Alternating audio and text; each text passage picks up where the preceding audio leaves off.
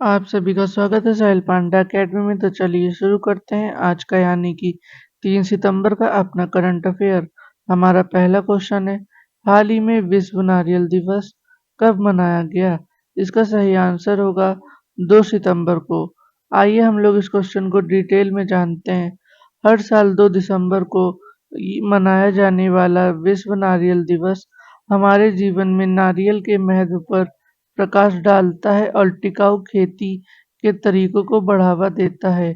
यह दिन नारियल के विभिन्न उपयोगों के बारे में जागरूकता बढ़ाने और दुनिया भर में इसके उपभोग को प्रोत्साहित करने के लिए समर्पित है।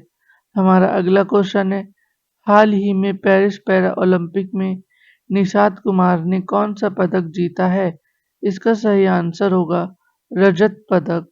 हमारा अगला क्वेश्चन है, हाल ही में पंचायती राज मंत्रालय ने किसके साथ पंचायत दिवसीय प्रबंधन विकास कार्यक्रम आयोजित किया है? इसका सही आंसर होगा आईआईएम अमृतसर। आइए हम लोग इस क्वेश्चन को डिटेल में जानते हैं। पंचायती राज मंत्रालय भारतीय प्रबंधन संस्थान अमृतसर की साझेदारी में 5 दिवसीय प्रबंधन विकास कार्यक्रम आयोजित कर रहा है। इस आयोजन विकास कार्यक्रम का आयोजन में 2 से 6 सितंबर 2024 तक किया जाएगा। इस कार्यक्रम में 10 राज्यों के पंचायती राज संस्थाओं यानी कि पीआरआई के निर्वाचित प्रतिनिधि और पदाधिकारी शामिल होंगे। हमारा अगला क्वेश्चन है, हाल ही में हिमांशी टोकस ने एशिया कैडेट जूडो चैंपियनशिप में कौन सा पदक जीता है? इसका सही आंसर होगा रजत पदक। हमारा अगला क्वेश्चन है, हाल ही में अगस्त माह में जीएसटी संग्रह कितने प्रतिशत बढ़कर 1.75 लाख करोड़ हुआ है? इसका सही आंसर होगा 10%। हमारा अगला क्वेश्चन है, हाल ही में किसे एचएएल का सीएमडी नियुक्त किया गया? इसका सही आंसर होगा डॉक्टर डीके सुनील को। आइए हम लोग नियुक्ति से बनने वाले कुछ महत्वपूर्ण करंट अफेयर्स जानते हैं। संजीव रैना आईटीबीपी के अतिरिक्त महानिदेशक नियुक्त हुए। राजेश रामबियार को नासकॉम के मनोनीत अध्यक्ष के रूप में नियुक्त किया गया। तेजिंदर सिंह ने भारतीय वायुसेना के उप प्रमुख का पदभार संभाला। अमरदीप सिंह भाटिया ने डीपीआईआईटी एंड इंटरनल सचिव के रूप में पदभार ग्रहण किया। एम सुरेश को भारतीय विमानपत्तन प्राधिकरण का अंतरिम अध्यक्ष नियुक्त किया गया। सत्यप्रकाश संगवान को पेरिस 2024 पैरा ओलंपिक के लिए सेफडी मिशन नामित किया गया। हमारा अगला क्वेश्चन है, हाल ही में बिस्लेरी ने अपशिष्ट प्रबंधन के लिए किस राज्य सरकार के साथ समझौता किया है? इसका सही आंसर होगा गोवा। आइए हम लोग गोवा से बनने वाले कुछ महत्वपूर्ण करंट अफेयर्स जानते हैं। World audio visual and entertainment समिति 2024 का आयोजन गोवा में होगा। भारतीय नौसेना ने आईएनएस त्रिपुट को गोवा में लॉन्च किया है। गोवा विधानसभा में अनुसूचित जनजाति आरक्षण के लिए विधेयक पेश किया गया है। 30 मई को गोवा का स्थापना दिवस मनाया गया है। इंडिया एनर्जी वीक 2024 का आयोजन गोवा में किया गया है। गोवा में 10वीं शताब्दी का कदंब शिलालेख मिला है। गोवा के काजू को जीआई टैग मिला है। गोवा के मुख्यमंत्री ने स्वयं पूर्ण ई बाजार लॉन्च किया है। हमारा अगला क्वेश्चन है, हाल ही में किस देश के निर्देशक हायो मियाजाकी को रेमन मैग्सेसे पुरस्कार से सम्मानित किया गया है? इसका सही आंसर होगा जापान। आइए हम लोग जापान से संबंधित कुछ महत्वपूर्ण करंट अफेयर्स जानते हैं। विदेश मंत्री एस जयशंकर ने टोक्यो में महात्मा गांधी की प्रतिमा का अनावरण किया है। जापान के वैज्ञानिकों ने जीवित त्वचा के साथ रोबोट का चेहरा विकसित किया है। जापान ने उन्नत होलोग्राफी युक्त नए बैंक नोट जारी किए हैं। जापान में 1000 वर्ष पुराना सोमिनासाई महोत्सव समाप्त हुआ है। जापान ने दुनिया का पहला लकड़ी का उपग्रह लॉन्च किया है। भारत और जापान के बीच कोर्टसेयर समझौता हुआ है। जापान में मांस खाने वाले बैक्टीरिया फैला हुआ है। जापान को समुद्र के अंदर ज्वालामुखी विस्फोट के साथ एक नया द्वीप मिला है। हमारा अगला क्वेश्चन है, हाल ही में कौन वैश्विक प्रौद्योगिक केंद्रों में $10 बिलियन का निवेश करेगा? इसका सही आंसर होगा उत्तर प्रदेश। आइए हम लोग इसको डिटेल में जानते हैं। टाटा पावर ने उत्तर प्रदेश में घर घर सोलर पहल शुरू की है। उत्तर प्रदेश सरकार नेपाल सीमा पर मित्र वन स्थापित करेगी। भारत में संपीड़ित बायोगैस उत्पादन में उत्तर प्रदेश शीर्ष पर है। उत्तर प्रदेश में विश्व का पहला एशियाई किंग वल्चर प्रजनन केंद्र स्थापित किया जाएगा। उत्तर प्रदेश की ई-रिक्शा चालक आरती को यूके के महिला सशक्तिकरण पुरस्कार से सम्मानित किया गया है। खेलो इंडिया अस्मिता वुशु लीग उत्तर प्रदेश में शुरू हुई है। उत्तर प्रदेश के लखीमपुर खीरी में बायोप्लास्टिक पार्क स्थापित किया जाएगा। उत्तर प्रदेश सरकार ने नई सोशल मीडिया नीति शुरू की है। हमारा अगला क्वेश्चन है, हाल ही में किसने 125 भारतीय भाषाओं के लिए एआई प्रोजेक्ट मोरनी लॉन्च किया है? इसका सही आंसर होगा गूगल डीप माइंड।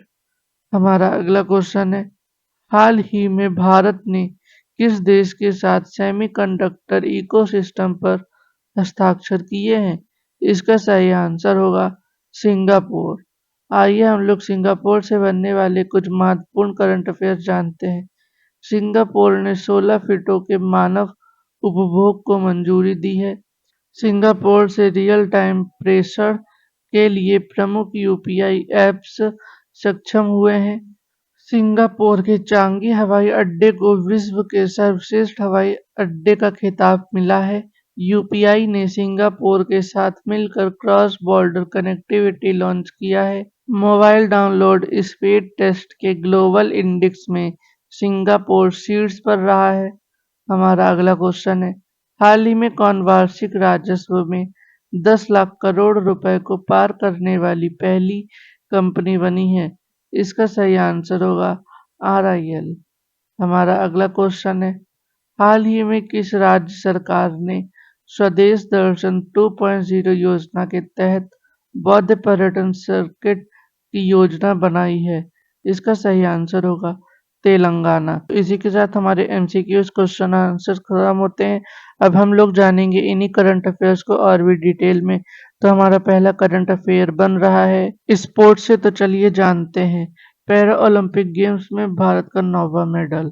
2 सितंबर पैरा ओलंपिक गेम्स में भारत के नितेश कुमार ने बैडमिंटन में गोल्ड मेडल जीत लिया है। इसी के साथ भारत के पास अब तक कुल 9 मेडल हो चुके हैं। आइए हम लोग इसको डिटेल में जानते हैं। बैडमिंटन मेंस सिंगल्स की SL3 कैटेगरी में नितेश कुमार ने गोल्ड मेडल जीता। योगेश कथुनिया ने मेंस डिस्कस थ्रो में F56 के फाइनल में 42.22 मीटर स्कोर करके सिल्वर मेडल जीता। पैरा ओलंपिक में भारत अब तक 2 मेडल, 3 सिल्वर और 4 ब्रॉन्ज मेडल जीत चुका है। अवनी लेखरा ने शूटिंग में गोल्ड मेडल जीता। निषाद कुमार ने मेंस हाई जंप की T47 कैटेगरी में सिल्वर मेडल जीता। प्रीति पाल ने 100 मीटर और 200 मीटर की रेस में ब्रॉन्ज मेडल जीता। शूटिंग में मनीष नरवल ने सिल्वर दिलाया। मोना अग्रवाल और रुबीना फ्रांसिस ने एक ब्रॉन्ज जीता। हमारा अगला करंट अफेयर है अपॉइंटमेंट से, तो चलिए जानते हैं। एयर मार्शल तेजिंदर सिंह ने वायुसेना के उप प्रमुख का पद संभाला। 1 सितंबर को एयर मार्शल तेजिंदर सिंह ने वायुसेना के उप प्रमुख के तौर पर पद संभाला। इससे पहले वो मेघालय में भारतीय वायुसेना के पूर्वी वायु कमान मुख्यालय में सीनियर एयर स्टाफ ऑफिसर थे। आइए हम लोग इसको डिटेल में जानते हैं। उन्होंने पूर्व एयर मार्शल आशुतोष दीक्षित की जगह ली है। नेशनल डिफेंस अकेडमी की स्टूडेंट रहे एयर मार्शल तेजिंदर सिंह 13 जून 1987 को भारतीय वायुसेना की लड़ाकू शाखा में नियुक्त हुए।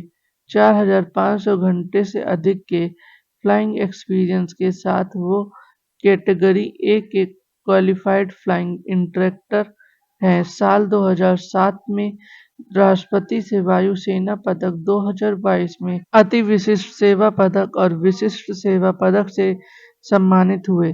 हमारा अगला करंट अफेयर बनता है नेशनल से, तो चलिए शुरू करते हैं। रेल मंत्री ने वंदे भारत स्लीपर ट्रेन का मॉडल दिखाया। ये आप नीचे इसकी फोटो देख सकते हैं। रेल मंत्री अश्विनी वैष्णव ने वंदे भारत स्लीपर ट्रेन के पहले मॉडल की झलक दिखाई। इसे बेंगलुरु के भारत अर्थ मूवर्स लिमिटेड की फैक्ट्री में बनाया गया है। आइए हम लोग इसको डिटेल में जानते हैं। दिसंबर से शुरू होगी Vande Bharat sleeper train. Manufacturing का काम पूरा हुआ। वंदे भारत स्लीपर 800 से 1200 किलोमीटर दूरी की यात्रा तय करेगी। मिडिल क्लास के लिए बनाई गई ट्रेन का किराया राजधानी के जितना ही होगा।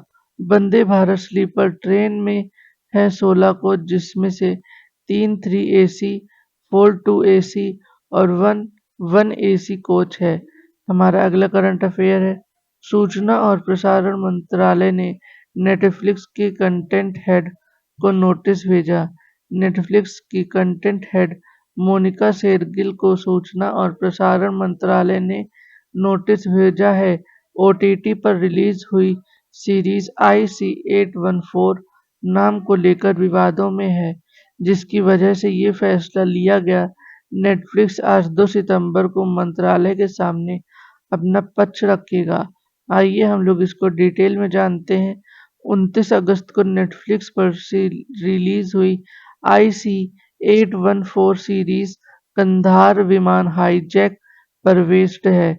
विमान को हाईजैक करने वाले आतंकियों के नाम इब्राहिम अख्तर, शाहिद अख्तर, सन्नी अहमद, जहूर मिस्त्री और शकीर थे, जिसे वेब सीरीज में बदल दिया गया है। ICC814 सीरीज में इन आतंकियों के हिंदू नाम भोला और शंकर रखे गए हैं। तो इसी के साथ हमारे आज का करंट अफेयर्स खत्म होता है। वीडियो को लाइक करें, शेयर करें और सब्सक्राइब करना बिल्कुल न भूलें। हम कल फिर मिलेंगे अपने डेली करंट अफेयर्स के साथ में।